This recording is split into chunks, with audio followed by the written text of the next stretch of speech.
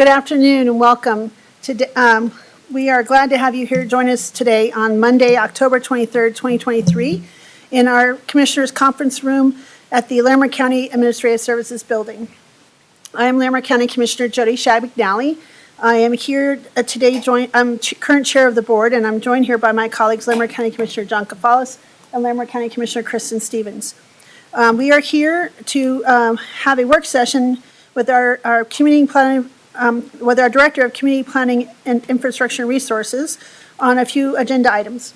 Also joining us at the table is our Larimer County County Manager, Lorenda Volker, and off to the side, keeping an eye on us, is our Assistant County Manager, Lori Cadrich.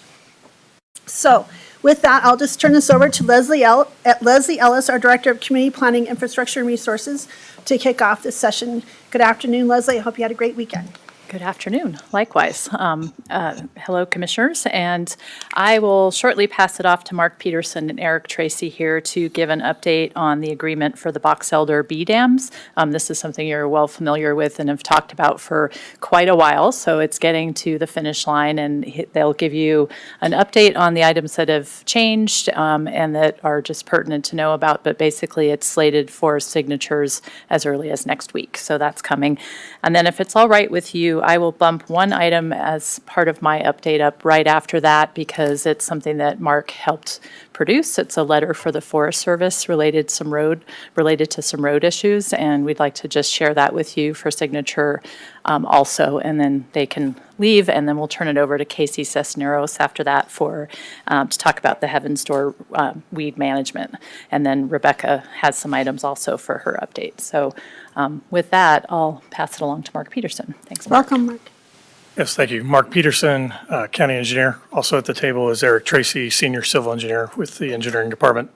We just want to take a moment to kind of update you on where things stand with the Box Elder B dams. The slide shown up there is actually a next step slide from a presentation that we made to you in March of 2021. So it's been a long road to get here.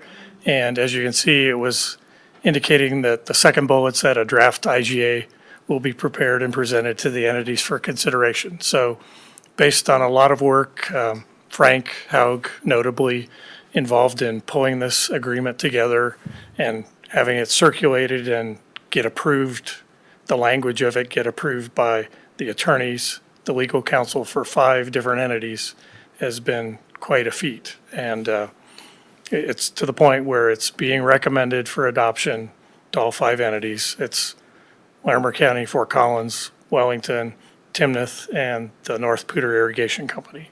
So that's a significant accomplishment here, and we can sort of see the end in sight.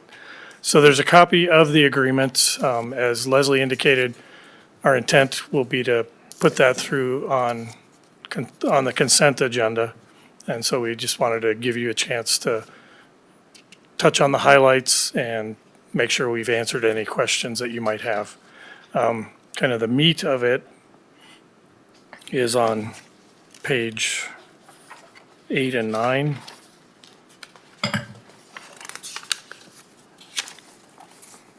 And it really gets to there's establishment of an operations and maintenance fund, and it has to be funded to the total amount of $1.2 million. And part of what we went through the process on is apportioning responsibilities between the 5 entities for both annual operations and maintenance as well as long-term operations, maintenance, or future rehabilitation if that were ever to become necessary. So what it's basically indicating, and I'll try to pull it up on the screen.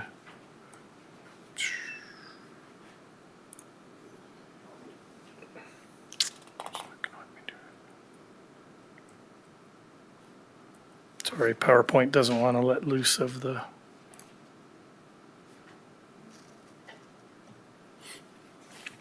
So there's an annual budget that gets established, there's a management committee, and then there's a fiscal manager. And initially, Larimer County will be the fiscal manager. So we will administer the operations and maintenance fund that gets created. And so the intent is to have that fund created over a 5-year period with amounts being contributed by each entity. And so what's shown on the screen is the annual amount being contributed by each entity. So for Larimer County, it's about $70,000 a year for 5 years. And then the intent is that once that $1.2 million fund is established, the interest earnings will hopefully fund the annual operations and maintenance cost, which is estimated to be about $37,000 a year. During the first 5 years, each entity has to pay its share of that annual operations and maintenance cost. So that's another, for Larimer County, it's another $10,700 a year. So our cost for each of the first 5 years is just over $80,000 a year. Our total contribution is about $400,000 to this project. Just as a reminder, when we had gone through the process of looking at project needs and what we would have had to done to accept federal dam safety funding, which was 65% federal, 35% local match, we were talking about a $45 million project. And our local match to that kind of project would have been about $4.5 million. So our contribution or our cost to address this issue is less than 10% of what it would have been had we pursued federal grant funding.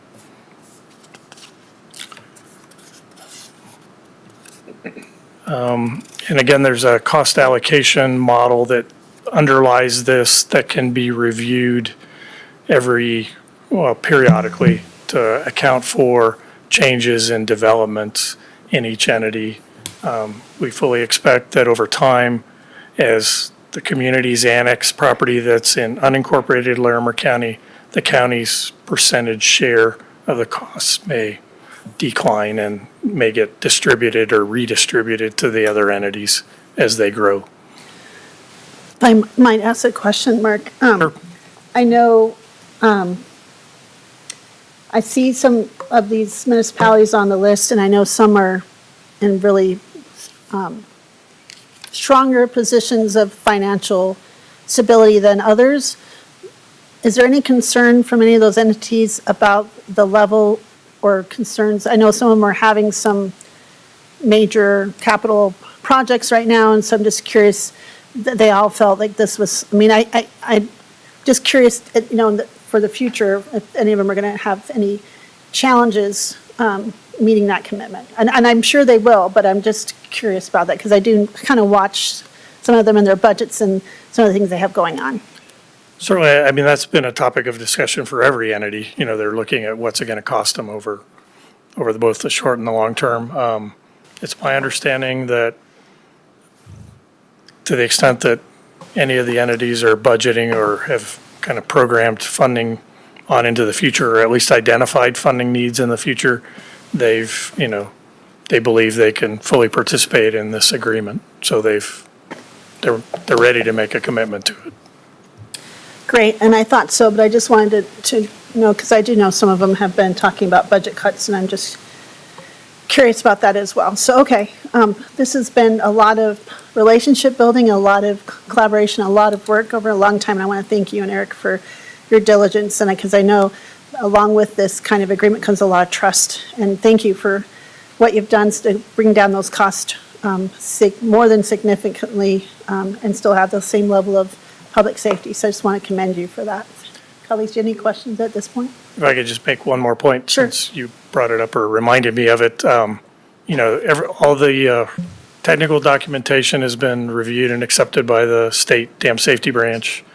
And the other thing to note is the major remaining thing that we have to take care of is implement and install an emergency warning system.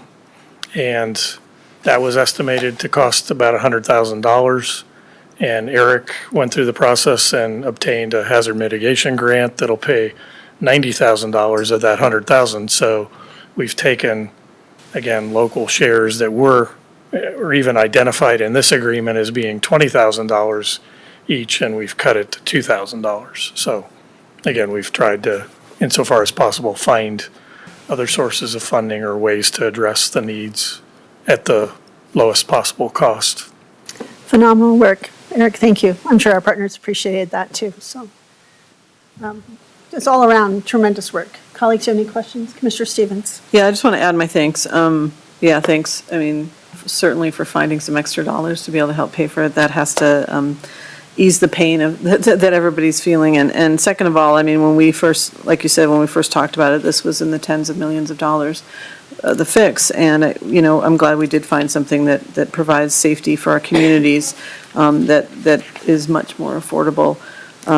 So when we say that people's annual amount might change or their percentage might change, is that something when like somebody goes to annex that would just kind of automatically come up as something, or how do we deal with that? Like when we, is it annexations that will sort of trigger those amounts to be revisited? Well, we've identified in the agreement, and I think it was every 5 years, pretty sure it was every 5 years, we would kind of look at the data and the information. So it's to be done periodically, but not just every time something changes. So it's when population data and, assessment data and all that is available every 5 years, would take a look at it. And, we wouldn't expect that those percentages will change dramatically. You might see a % or two. Right, yeah, I mean, but, okay, well, that makes sense. Yeah, I mean, I don't want us to, every time there's an acre or two that, but in a 5-year span, if we, if there's some discrepancies or we have people adding growth management areas into their communities. And we haven't really fully had that growth management conversation with Wellington yet. So, okay, no. But we got all this done, so I think that's wonderful. Thank you, Frank and Eric and Mark and Leslie for the work. I appreciate it. It is certainly, I think, really good news for our communities, and you saved both our county and other communities a lot of money, so appreciate it. Commissioner Kafalis, do you have any questions, comments? Thank you. I do not have any questions, and my comments are just to further our gratitude for this work. My understanding, having been involved indirectly, it's definitely been a detailed process over the last number of years, and I suspect that our senior civil engineer, Mr. Tracy, has really worked very hard to work out all the details and get everybody in agreement. And of course, thank you to our Assistant County Attorney, Mr. Haug. I'm sure that his legal prowess helped make sure that all the words in this draft IGA are correct. So thank you to both of them and anyone else. And of course, Mark, thank you to your team. And appreciate you being the staff liaison to the Stormwater Authority, the BOCC Elder Basin Regional Stormwater. Thank you so much. Yeah, thank you very much, and thank you, Frank, too, because, that's kind of making sure all the i's are dotted and t's are crossed. I was curious, when are we signing this? Is this ready to be signed soon, or is this for next year? Our goal would be to have it ready to go on consent maybe as early as a week from tomorrow. So, and it's being passed, it's being moved through the other communities kind of concurrently on their schedules. Okay. Sounds great. Thank you. Thank you.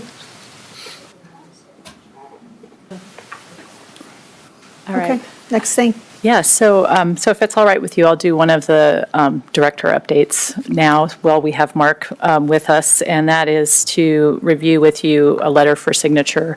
We had a constituent who approached staff and then attended an admin matters meeting with concerns about road conditions on the Upper Buckhorn Road. It's the Forest Service Road 129.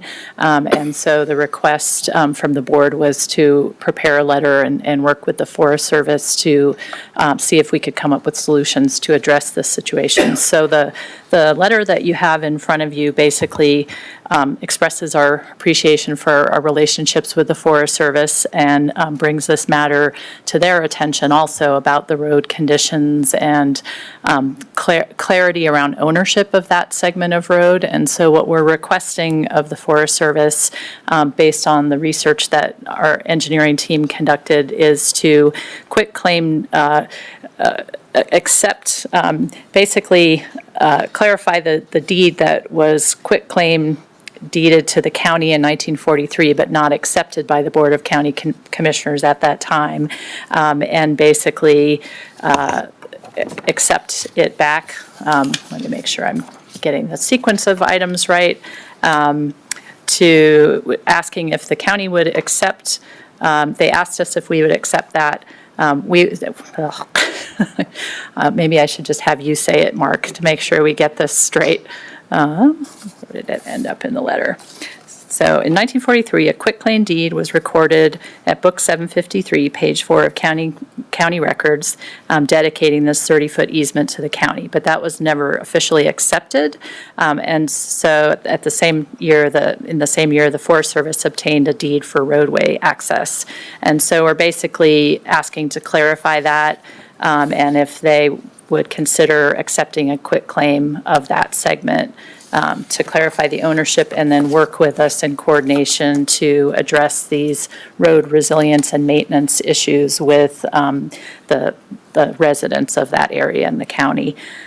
So I think I would at this point open it up to any questions or clarifications you may have. And I think if this is what you were hoping to include in the letter, then we would put it out there for signatures as early as today, or we can refine it and bring it back at another time. But we thought we could go ahead and send it if that's basically what you had in mind. This is what I had in mind. I think it's a well-written letter. Commissioner Stevens? Yes, so I will say that I went up 44H on Friday, and it wasn't to address this issue. It was to actually look at some of the historic renovation they're doing on the ranger stations up there. And we just happened to have some residents who were concerned about this issue join us unexpectedly. And the Forest Service conveyed some of this to that they would be, the folks that would be taking over, and that they probably wouldn't get to some of the repairs. Like they would try to do some patch up things before the winter came, and that they would be looking to do more substantial work in the spring, but that, the federal government takes time in doing some of this work. So, but it was good to connect with the residents who were concerned and meet them and visit with them a little bit. And then Laura from the Big Thompson Water Coalition had joined us, and she had said, they were saying, some of the source of what's happening is because there's issues further up around drainage and so, she was talking to them too about, some of the work that they might be able to do further up that might help with the situation on the roads, right? Because it's not the roads themselves that are, it's what's happening to the roads to cause them to fail so significantly. So anyway, just wanted everyone to know that conversation was had, and I think it went really well, and the residents were really receptive. So definitely happy to sign this letter and appreciate you putting it together and all the work that's been done. Because when we did have the meeting at, this came up when we had the meeting at Stove Prairie School, and Mark was gracious. I mean, there were a lot of questions, and Mark and other colleagues, including Road and Bridge, were very gracious about answering some pretty pointed questions sometimes about what's happening in the Buckhorn area. And so, anyway, I feel this is a good resolution to at least one of the situations that people are dealing with. And having gone up the Buckhorn, I just want to thank Todd Juergens and his crew, because the last time I went up 44H with Lori Hodges in her Jeep, I felt like I was going to lose a filling. And me too. That was a fun And ride. Jody was there as well. And we got a flat tire, if you remember. I do. It was it was an adventurous day, but it was a little too adventurous, and it is a much, much smoother ride. And so just between the work that's been done and the community engagement, I just want to express my gratitude to everybody who's pulled together and done some remarkable work in a short amount of time, because this is a road that, it's not that we don't want to fix it, it's that we had conditions that kept kind of making the road impassable or, worse, dangerous, and really great team effort. Thank you, everyone. Thank you, Commissioner and that's helpful to hear that Laura from Big Thompson Watershed Coalition was there also, because that was one of the interests that the resident had expressed, working with that group as well. Yeah, and he had talked to her, they had had a good conversation and had, some, so I think that all went well. Commissioner Gonzalez? Thank you. Appreciate the responsiveness to the constituent concerns and the team effort. I think Tim, the land agent, Tim Meyer, did a lot of, I can't even imagine how you find out about quitclaim deeds in 1943, but I reckon there's a way to do that. So hopefully you'll share that appreciation to Tim and others, and the responsiveness. I suppose one question I have, Leslie, the letter I think does capture a good resolution of this matter. It is a bit of a soft ask of the forest supervisor. Is it your expectation, is it our expectation that we will receive a response from the forest supervisor? It almost seems like you're encouraging. We look forward to hearing from you. Any thoughts on that? Well, I know Mark has been in contact, and Tim Meyer as well, with other staff at the Forest Service, so we'll continue to follow up on that front as well. If there's another type of ask, we could certainly do that, but we'll follow up and make sure that it doesn't go unresponded to. That's the main thing. I don't think you need to change the language of the letter. Just seems like a bit of a, maybe it's just being very polite, encourage a response, but as long as Mark and his team are going to make sure that we get some kind of a response so we can figure out how to move forward. Thank you. Thank you. So do you need us to sign that letter today? Do you have a copy for us before we leave, or? Yes, I do. Okay. I do have one here for signature. Okay, great. Thank you. Okay, thank you, Mark. Thank you, Eric. Thank you, Tim, and what was the other person's name here? Leslie McFadden. So, appreciate it. All right, thank you. Casey, if you're ready, and Megan, come on up, and Casey will update you on a planned aerial herbicide for Heaven's Door that is going to happen this fall.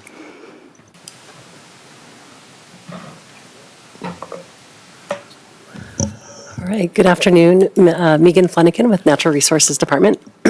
And while Casey's getting that set up, we also wanted to bring today, we were awarded from the Colorado Open Space Alliance a Blue Grama Award. They give out a few every year for different subjects. And we won the award for Outstanding Achievement in Ecological Restoration Work. And this was for the project you all have toured quite a bit at Eagle's Nest and Devil's Backbone Open Space that we received the Restore funds for. So we'll leave this to go in the case out front if you guys like for a little while. But hot off the press, we just got it a couple weeks ago. And it's a great lead-in to today because, as you know, we acquired Heaven's Door Ranch property going on almost 11 months ago now. And we're still in the process of wrapping up some of our acquisition efforts, completing the conservation easement. We're applying for a GOCO grant to help reimburse our acquisition costs. So a lot of that's ongoing. We've started some of our initial assessments for different ecological and cultural resources on site. We've been deconstructing there's over 6 buildings on site. I think you recall from some of our site visits, we're working with a partner to deconstruct those, and so far we've saved about 40 tons from the landfill, so we'll bring back some more info on that. But in particular, as we've spent time out there and Casey and his staff looking at some of the restoration needs, we have found that it's probably going to be a little bit bigger scale in the valley of required restoration work than we initially had thought. And some of that might tie into the type of work we've been doing at Eagle's Nest and Devil's Backbone, possibly aerial spraying or something at just a broader scale. And being a new property, we wanted to share that with you, see if you had any concerns or thoughts, because it could happen as early as this fall, possibly next year, just because of weather timing and some other timing constraints. So with that, Casey. Good afternoon. I'm Casey Cisneros, Land Stewardship Manager with the Department of Natural Resources. I think Megan really keyed this up really well. And we just want to talk about some of the process that goes into restoring properties and what we're looking at doing here at Heaven's Door Ranch.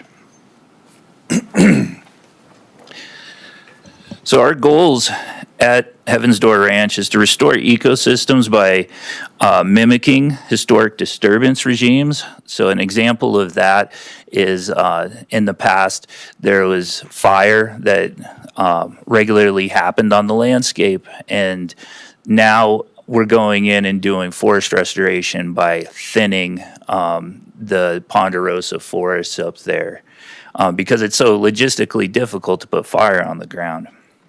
We're also encouraging biodiversity by managing invasive plant species and increasing landscape heterogeneity.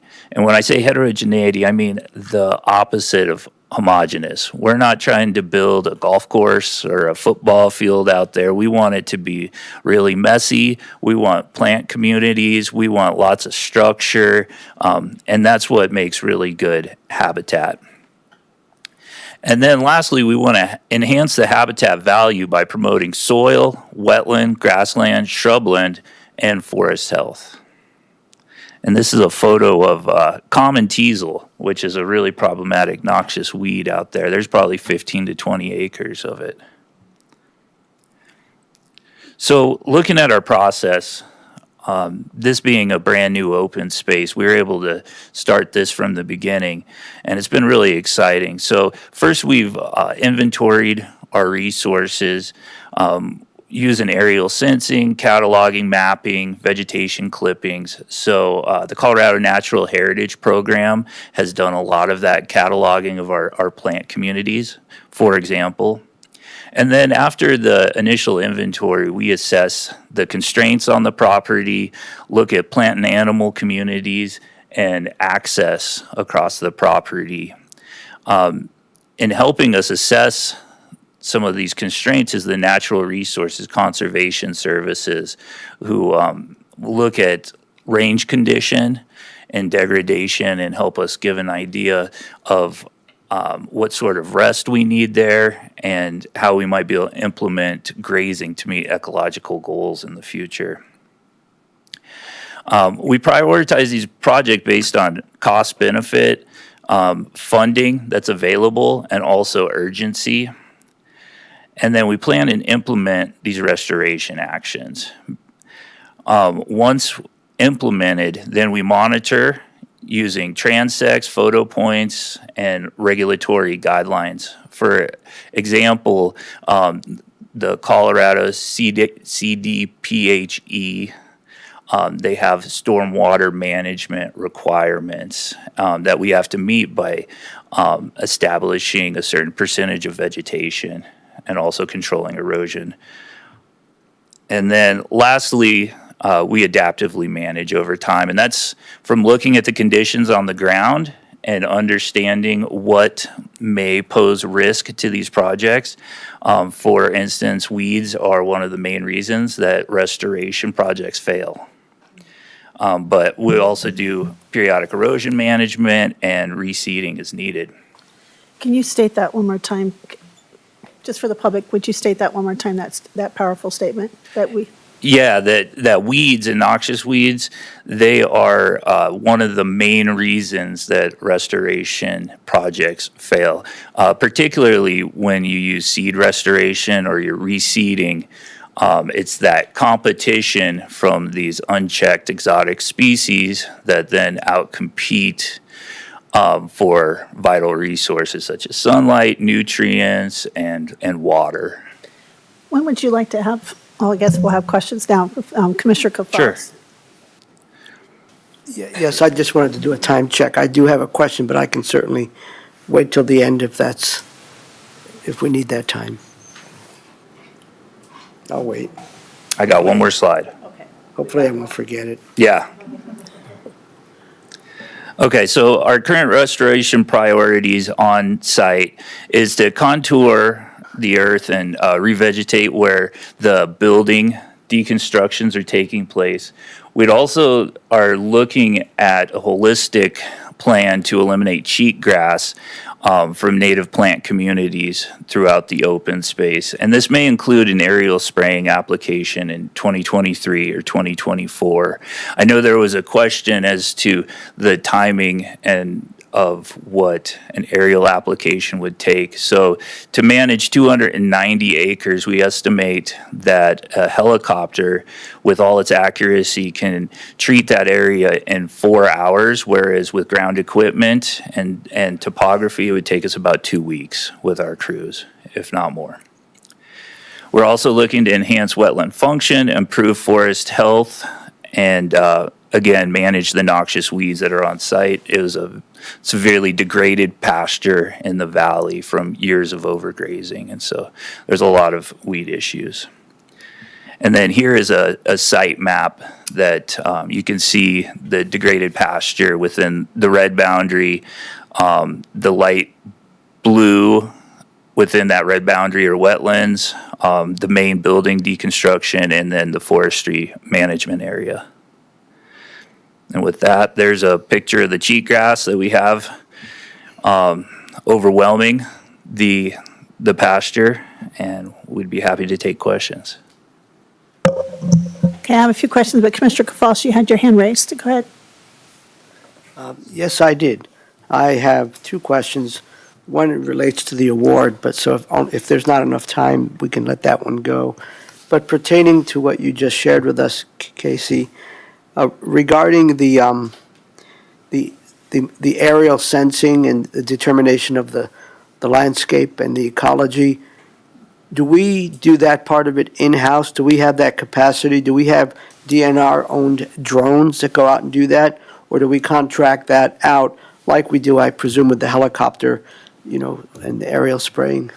Yeah, actually, we do contract out the aerial sensing because do? it's from satellite data. Satellite data. Yeah, and there's a new technology. It's emerging technology that's becoming more common where we can get heat maps that show us the concentration of cheatgrass on the landscape. Okay, thank you very much. And Yeah. for the parking lot, potentially regarding the Blue Grama Award, it's a lovely award, congratulations. I'm curious to know a little bit more about the Blue Grama grass and its ecology, but that might be for another time. It's the state grass. I'll throw that out there. It is. That's Thank all you. you need to know. Well, if time allows, maybe, Leslie, we can come back to that, I'm curious. Well, I remember you pointing that out when we looked at Eagle's Nest, and there was lots of healthy blue grama out there, and it was very fun to touch and feel and check it out, and they seemed very happy there. So, Commissioner Stevens. Yeah, and it looks like an eyebrow, and that really helped me kind of identify it when I've seen it in the future. So I don't have any kind of botany experience, but I'm really happy I can point that out to people when I do see it. So thank you for that lesson. Yeah, I just wanted to say that I appreciate the trip out to, yes. Eagle's Nest. Oh my gosh, I wanted to call it Owl's Nest. It's wrong bird. Eagle's Nest. Because it was really great to see the work that you're doing. So, it was really great to see what a difference that kind of work has made and how those native plants can then, be introduced and be healthy and successful. So that was really a great field trip, not to mention that it was time away from just sitting in a room. But it was really great to see how effective that is. And so I'm really glad to know and just obviously be in touch with us around what neighborhood, and I'm sure Commissioner Shattuck McMillan's got more to say this because this pretty much is her neighborhood, but, what neighborhood contacts, sounds like and, how receptive people are and, do they kind of understand and are there any questions we need to answer? But certainly supportive of trying to get this restored and I know that it's not, that some people are opposed to it, but I mean, it is really effective and it can drastically change the health of the landscape. So thank you. Well, congratulations on the award. I saw that last week at the DNR party, and I was kind of listening and overlooking some shoulders as that was on the table. So congratulations, well-deserved recognition. Thank you again for showing us the progress out at Eagle's Nest. I still have to get you those pictures. And then I think also want to thank you because you've taken me out in some other ones behind Horsetooth, on the west side of Horsetooth and around Devil's Backbone. Those were outstanding and tremendous efforts as well. So I wanted to say this is not, you have lots of projects you could showcase your tremendous expertise and work. So I want to just make sure the public knows how fortunate we are to have you and your team in this program. And the Land Stewardship Advisory Board has been very helpful too. So I just want to thank you for that. So a couple of questions I have. And I can just say, as I came down from hiking yesterday, it was all I could do not to stop and take pictures again, because it just, every day I drive by there, just the different lights and just seeing the property, it's really exciting to see these things. So my first question is, as Commissioner Stevens says, this is kind of like, to the west of me, kind of a backyard kind of thing, but I know the winter elk breeding grounds, they come from my yard back over the hog back to that. So are we looking also how this will improve that winter habitat and feeding? And I'm wondering if this is also where they drop their in June, that first week of June, the babies. So I'm wondering, because it used to be in my backyard, but growth has pushed them more west. So I'm wondering how that will improve, even maybe some of the bighorn sheep. This is right next to the canyon where they are. So is that good? Do we know how this will impact their winter feeding grounds and some of that? Yeah, it's going to improve the winter browse on the shrub species. There's been some considerable research come out of Boulder County that's shown the difference in leader size on these shrubs when you remove cheatgrass from the ecosystem, and that's the most palatable piece of that vegetation that helps them survive through the winter. Well, and I think the reason I asked that, for number one, I'm thinking this is really important to provide healthy landscapes and habitat for our wildlife, but also if the elk that have been around, and that's like, this is the one that everyone sees on the news, this is like 200 elk, this is a huge herd, and I'm assuming they're coming back, they usually do, but if they don't have habitat to eat on, then they're eating all the neighbors' trees and shrubs and stuff, and that would, to me, when we give them more of the vegetation they like to eat, they'll eat more of that and less of the neighbors. So I want to just kind of say that's one thing you can talk to about the neighbors, is if they got more food to eat there, they'll not be in your front yard eating your ponderosa pine like they do mine. So that was one thing.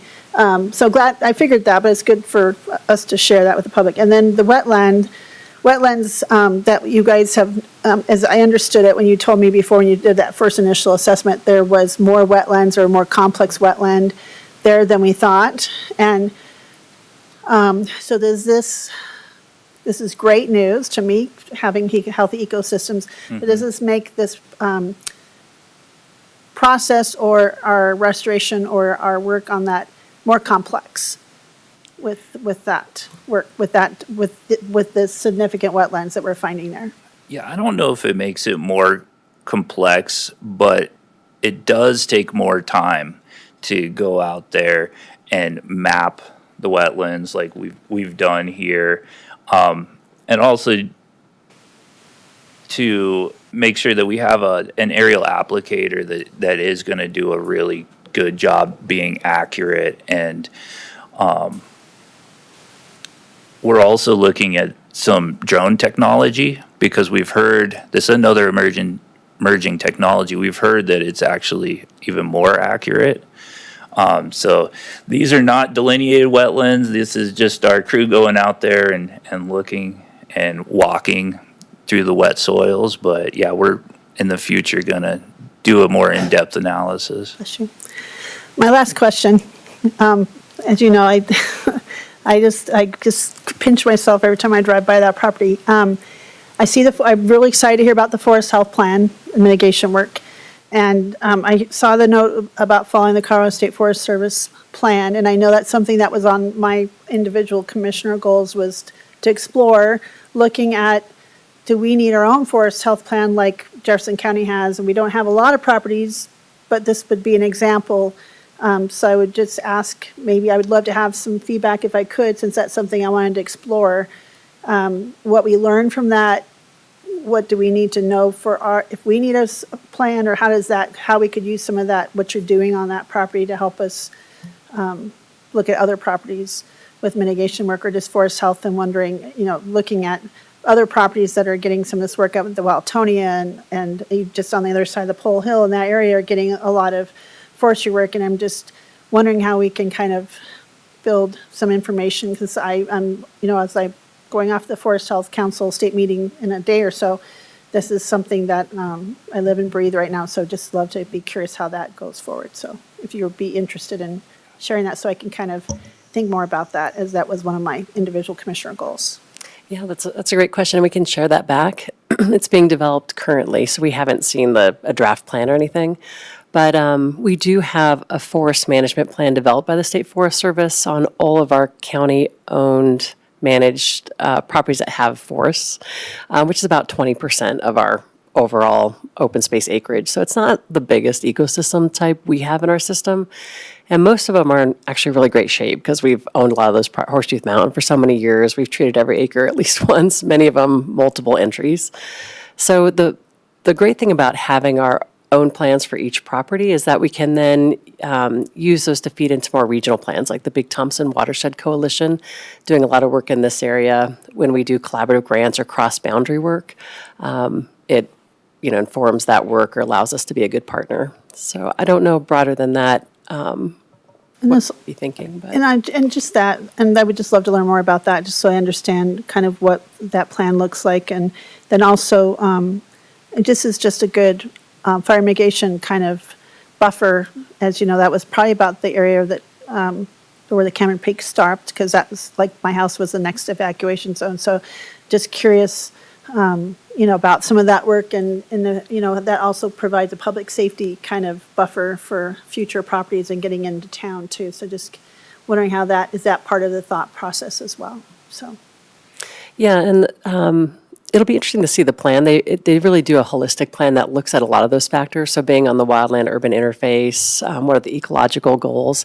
How does it tie in, particularly the State Land Board and Forest Service, as you mentioned, on that west side and work being done there. So I'm excited to see it as well. Cool. I'm excited to hear about it. So thank you very much. Appreciate answering all my questions. Like I said, I could probably talk about this all day long. So anyway, thank you. Any other colleague questions? Great. Thank you. Thank you. Appreciate the information and the update.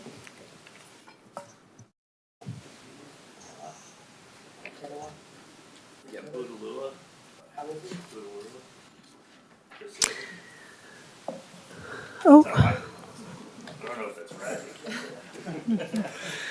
Okay, we'll move on. Thank you, Megan and Casey. We appreciate all the work you do. So we'll move on now to our Community Development Director update. And hello, Rebecca Everett. I'm glad to see you here.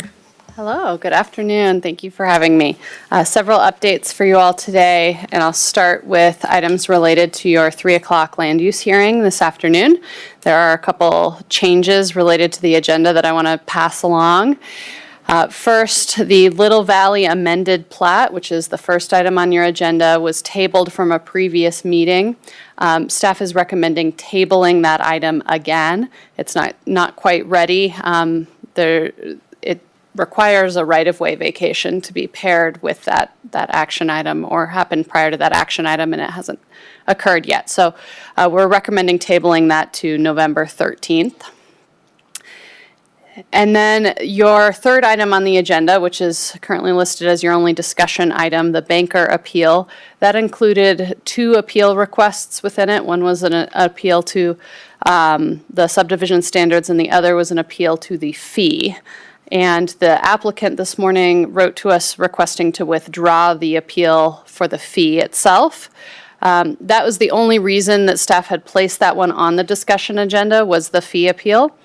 So staff recommends, unless there are members of the community or there are commissioners who wish to discuss that item, staff feels that it would be appropriate to place it on the consent agenda if desired.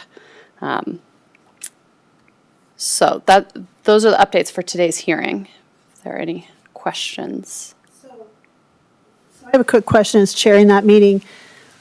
If we're going to move it to consent, and I'm looking at Frank and looking at both of you at the same time, would that be just something I would ask at my colleagues if they would be okay moving it to consent, and then ask if any members of the public are against that, and how does that process look? Because we only have one other item that's on the consent agenda, and so this could be a fairly quick meeting. I think it's the chair's prerogative. You can just move it to consent and then go through your normal consent spiel about if anybody wants to remove it. So I can just state that we have chosen to move that onto the consent agenda at that, and then ask my colleagues or members of the public and make it that kind of a simpler, clean process? Correct. Okay. All right, thank you. And we can keep an eye on whether there are any members of the public who, show up for the hearing and wish to speak on it, and we can let you know prior to the start of the hearing. Commissioner Gonzalez, see your hand is raised. Is it correct that we'll also need a motion for the first item to continue that or to table it to November, I think, 13th? Yes, that's correct. Yeah, well, yeah, I was planning on that, Commissioner. I was just checking, that's all. Okay. Okay. Next, I wanted to just provide a quick reminder. You probably already saw this in your admin matters packet for tomorrow, but on the consent agenda tomorrow morning is the one-year extension to the Cameron Peak Fire fee reduction program for building permits that was discussed at one of your work sessions. So our building department has placed that on your agenda for tomorrow. That's good news for customers who are trying to rebuild in that impacted fire area. A couple other quick updates. We still have not received a submittal for the Thornton Pipeline 1041 application. We are still hearing that they plan to submit before the end of the month, this month, October, but we have not seen that application yet, and we don't have a specific date. So we're still waiting for that. I wanted to also share some information about the East Mulberry Corridor Plan in the city that the city of Fort Collins is working on, that you all have had several conversations about. There's some outreach that's ongoing and dates planned for city council consideration of that amended plan. So there's an open house scheduled this Thursday, October 26th, from 3 to 7 p.m. at the Genesis Project on Link Lane. That's open to members of the public. No RSVP is required. For anyone who wants more information about the plan or wants to share their comments or feedback on the draft plan. The city of Fort Collins is also offering office hours to drop in and talk one-on-one with city staff about the plan all of next week, every day next week. For anyone who wants to do a deeper dive or has more specific questions. And the city has also provided what they're calling snapshot videos that explain each section of the plan verbally for anyone who wants either a quicker view or wants to better understand what's contained within the plan. And then city council plans to consider the update to the plan on November 21st, would be first reading. That's the week of Thanksgiving. And there is not much that has changed in terms of content in the plan since you last saw a presentation from city staff. Much of the feedback that they've heard from you all as the county commissioners relates to implementation of the plan and how annexation might eventually occur. But I'll provide a link to the latest version of the plan so that you can view what's in there.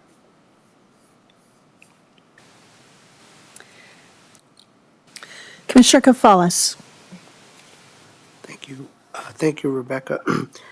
The information that you just shared with us, will we be sharing this information with our Ag Advisory Board so they have the opportunity to look at those short videos or perhaps attend as citizens? Yeah, great suggestion, and we're happy to share that with the Ag Advisory Board. Thank you. All right, and then final update I wanted to share today, I wanted to just provide some kudos to our building inspection team. It's a team that doesn't often get the chance to showcase their work with the commissioners. Last week, they were short-staffed by 3 inspectors out on illness and for other reasons. And they made some rapid adjustments as a team and adjusted their schedules and their workloads to ensure that all of our customers still receive same-day inspections. And we even had our chief building official, Eric Freed, jump in and do some inspections himself to ensure that our customers didn't experience any delays in service. So wanted to just mention that shout out. Well, that's amazing. Please express our gratitude. We're very grateful for them supporting each other and supporting our customers and our residents, so thank you. Okay, thank you for that update. and to Leslie. All right. I have just one quick update for you, which is a reminder that there's a public event around the Water Master Plan coming up on November 6th, so a couple weeks from today, and then followed by conversation at your work session with the Planning Commission on November 8th. So we've now held our first rounds of committee meetings, and we had very great response from the committee members who were invited to participate, and we're getting the word out to all the other interested parties in the community. So there seems to be a lot of supportive interest in the work that's happening regionally around this topic, and I think we'll see a lot of momentum going forward, and look forward to talking with you at the work session in a couple weeks too. And then that was really it. We do have some code compliance conversations coming up later this week also in preparation for the next round of the work session that's happening too. So we look forward to those as part of the community development team, Rebecca and Amy White. So we'll see you for those. And that's it from me. Thank you. Okay, colleagues, do you have any questions or comments? All right, well, at 2:21, we're done a little early. Knowing that we don't have any other items, we will adjourn and get ready for our land use hearing. Thank you all. Appreciate all the good news and work.